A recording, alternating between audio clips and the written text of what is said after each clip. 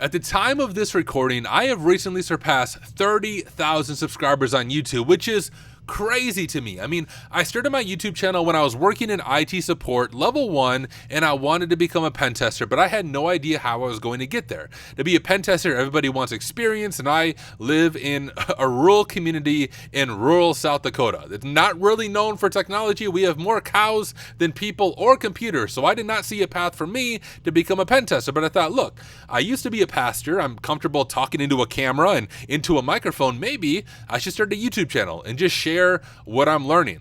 Complete noob, I would just hit go live and I would just record myself going through rooms on Try Hack Me as I was learning, not thinking anybody would ever watch. My first kind of big break is when I had 100 subscribers. I reached out to a guy I was following named John Hammond, and I said, yo, John, you don't know who I am. I have 100 subs on YouTube. I'm a nobody, but if you would give me like 30 minutes of your time, I would love to interview you on my YouTube channel. I know it won't do anything for you, but it would be amazing to me.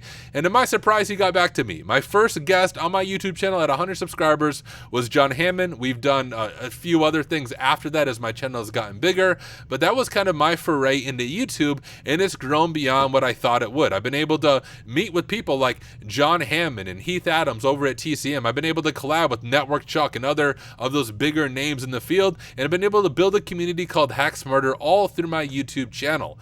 But one of the questions people often have is there money in YouTube? Like, can you make a career out of YouTube? And in this video, I want to give you a behind the scenes look of what 30,000 subscribers looks like on a channel dedicated to ethical hacking and pen testing and all of that. And you might be disappointed, at least the way I approach things. And I'll explain kind of realistically what you could do depending on the route you take in the YouTube world. But let me give you a full behind the scenes look at my YouTube channel here at 30,000 subscribers. So here we are in my dashboard. You can see one cool achievement is I recently got 1 million views, which is hopefully the first in a bunch of million views. And my total subscribers right now are 30,508 at about 2,600 in the last 28 days. You can see my views, and look at that, guys. I'm clearly about to buy my private jet, but you can see my last summary right here is $176.82 in the last 28 days, but I'll show you kind of the overall stuff here. The other cool thing that YouTube does is when you publish a video, you can kind of see a ranking by views. So if I click this, you can see my most popular videos. Of course, the top ones of the past month are all the Advent of Cyber videos because those were kind of promoted by Try Hack Me. We have my Someone Try to Hack Me, my Vuln Hub, but you can kind of see how well your videos are doing.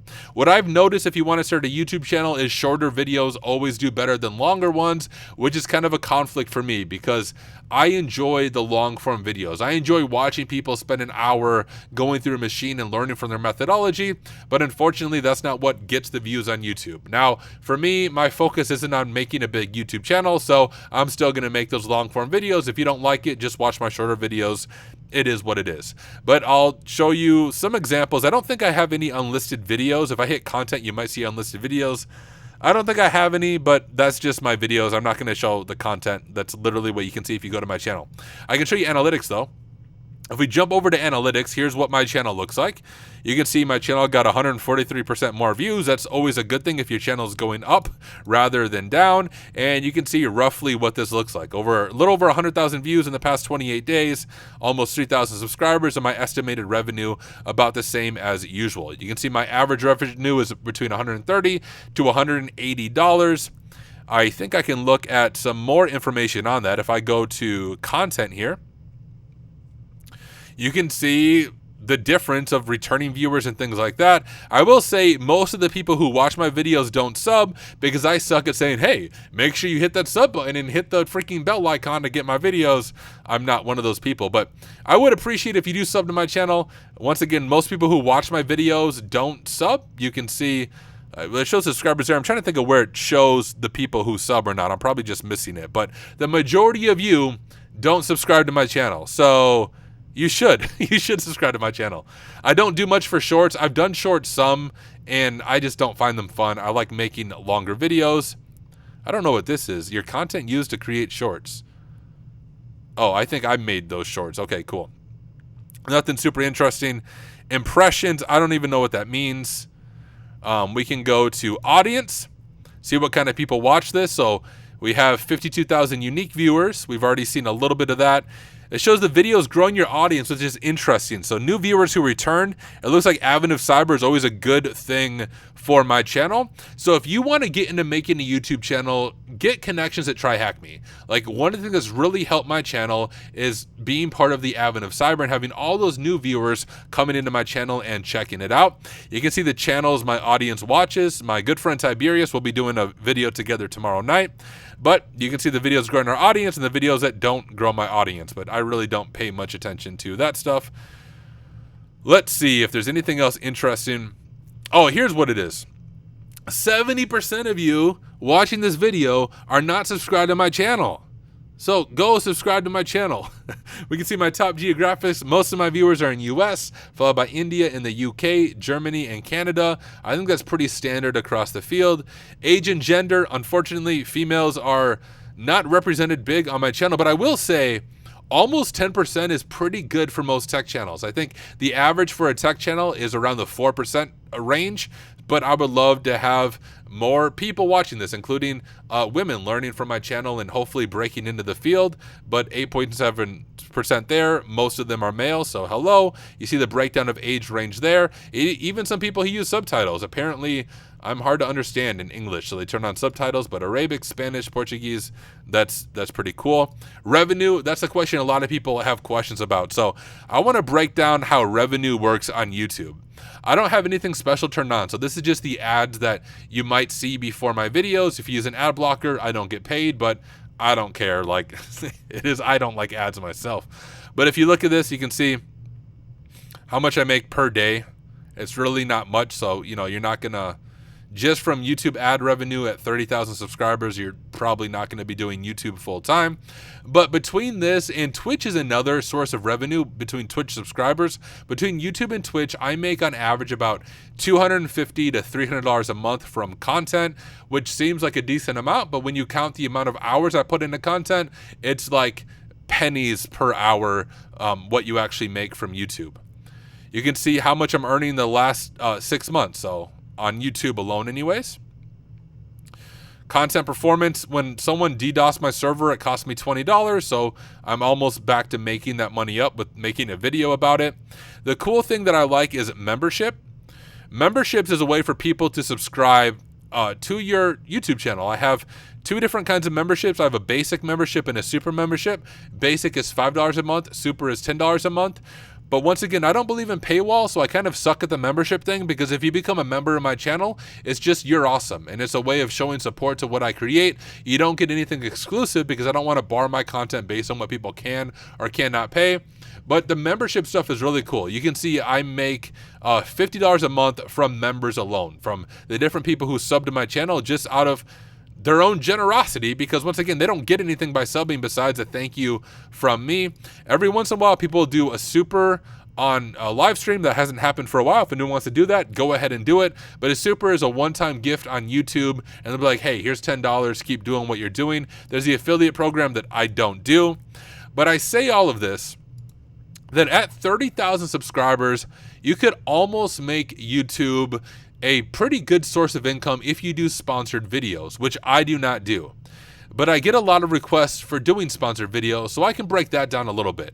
When it comes to sponsored content, a lot of organizations reach out to me and they say, hey, Tyler, can you do a 60 segment about our org or about our platform at the beginning of a video? And at my channel's level, at 30,000 subscribers, I can generally charge, if I wanted to, anywhere from $500 to $1,000 for that segment in the beginning of my video. If I do a full sponsored video where I talk about their content or their platform for 10, 15 minutes, I could probably charge anywhere from $1,000 to $2,000 for that video.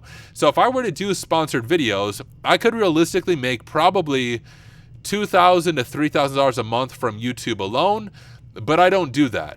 And I think that's probably what sets my channel apart from others. I'm not mad at people who do sponsored videos. I've been told I should do them, but I don't know, guys. I would love to hear your thoughts in the comments. I could make, $2,000 to $3,000 extra a month, but here's my thing. I hack stuff for a living, and I make good money. A few years ago, I was a pastor making $40,000 a year, which is not much in the US for a family of four. I qualified for government assistance and stuff like that.